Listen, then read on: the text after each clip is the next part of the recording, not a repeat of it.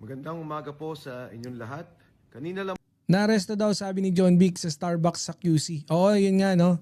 Parang nag-Starbucks sila tapos desisyon ang Sandigan Bayan na i-deny ang motion to quash o ang pagpapahinto ng warrant of arrest laban sa amin ni Senator Dante Marcoleta.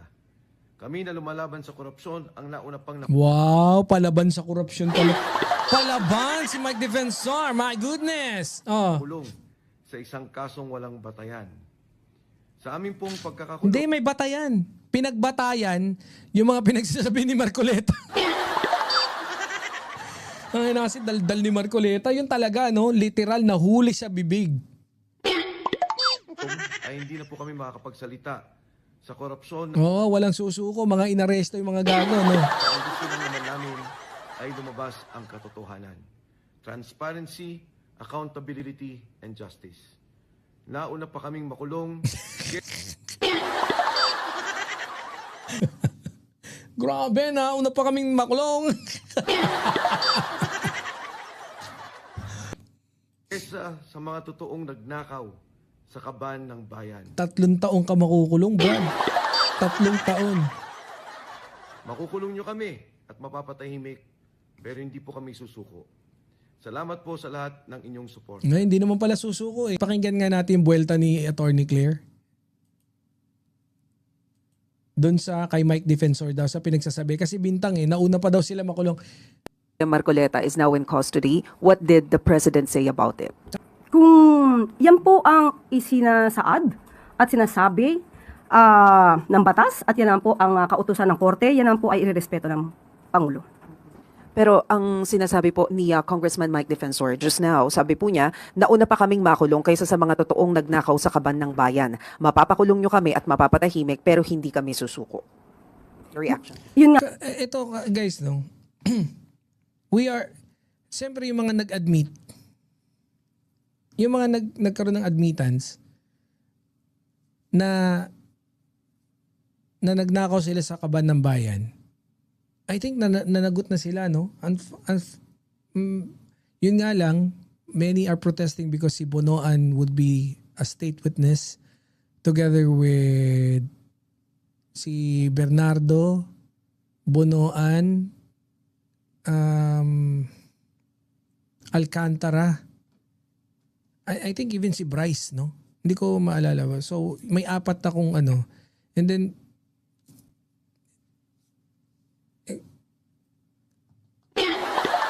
si Vizcaya, nakulong na rin naman. No? So, hindi siya nauna. And Vizcaya has a bigger participation. I think one of the biggest participation pagdating dyan, di ba?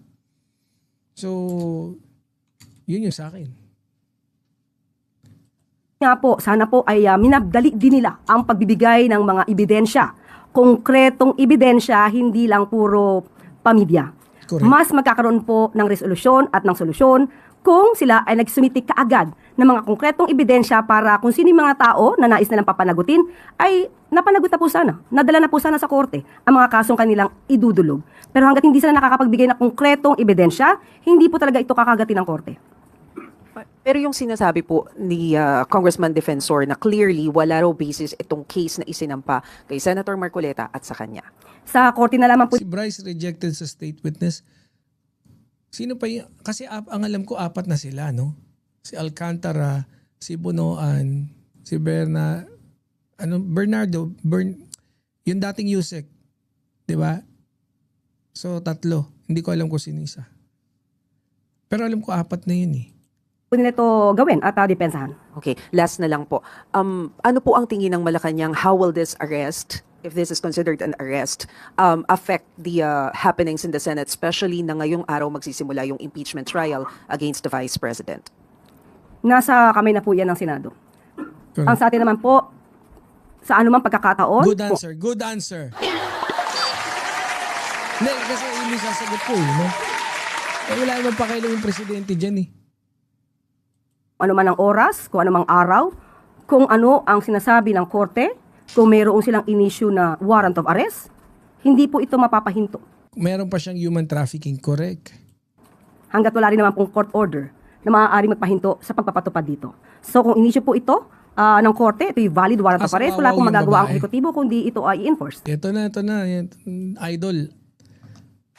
Idol! Malungkot si Idol.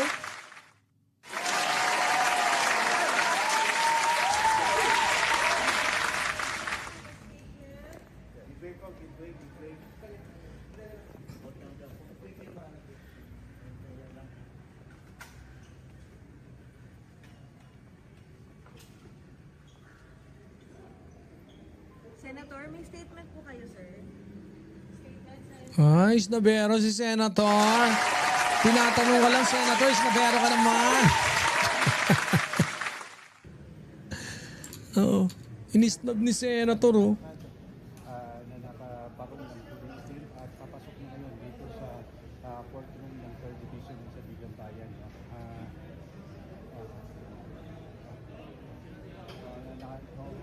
Nakapasok. So akala ko kasi kanina sinabi na the warrant has been served. So it has been served. Magpa-process na po ngayon. Nagpa-process He'll come na. out in a bit para to talk to media. Okay, but did he surrender or was he arrested? He was here today. It was an act of good faith and it's in effect a surrender to the jurisdiction of the Naka. Hindi daw eh. Nagkataon lang. Ni-lockdown na nga eh. Sir, what's your name po for the record? Sen, he surrendered, Sen. Hinaharangan eh. Huwag kang tatakas. Diba? Sabi niya, no, huwag kang ano, inaano siya, pinipigilan siya, nakaganyan, no, si John Vic. Hindi. Kaya ano, ayan, o, tinan nyo, ayan, o, ayaw patakasin eh. Oh, yan yung kamay, oh. Ayan, tamo, may, hindi pala si Secretary John Vic. Yung, ano, ganyanan nyo, para hindi yung, ano, hinarangan, no? Oh. Sen, he surrendered, Sen. Arrested po.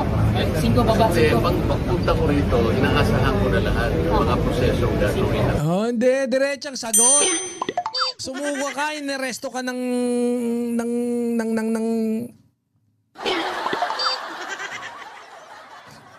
preparing food para sa camel.